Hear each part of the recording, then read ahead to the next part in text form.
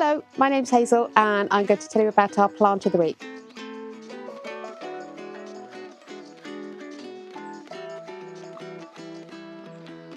So here we have some Pinus.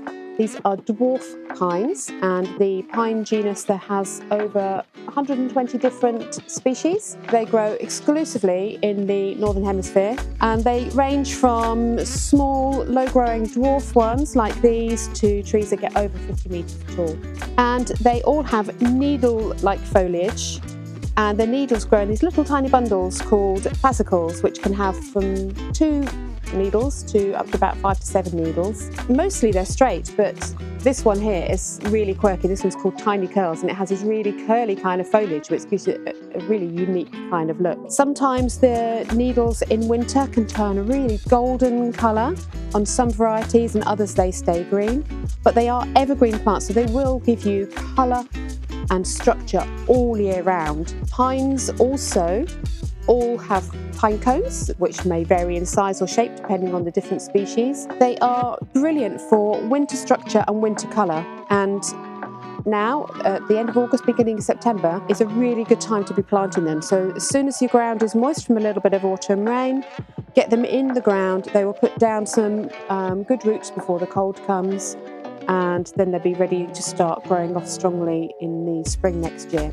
They are just wonderful for winter structure. So when everything else dies down, everything else is looking a bit dowdy, a bit brown in the garden over winter, or just a bit empty, these are really, really lovely. And they're soft and really tactile to touch as well. These are really lovely to have as part of your winter garden. They grow really well in well-drained soil. Most of these dwarf varieties prefer an acidic soil, so not great on chalk, but well-drained and in full sun.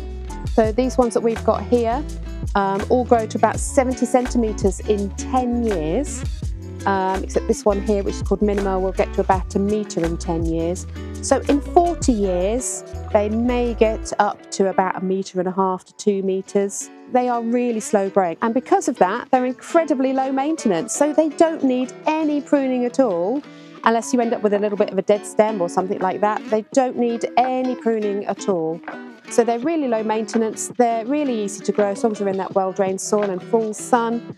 And they're just lovely to have around. I love to have a little play with them every time I go past because they're so tactile. So wonderful plants to have in your garden. Drought tolerant once they're established, wind resistant as well, low maintenance, really lovely. They'd be great in a rockery or in a border.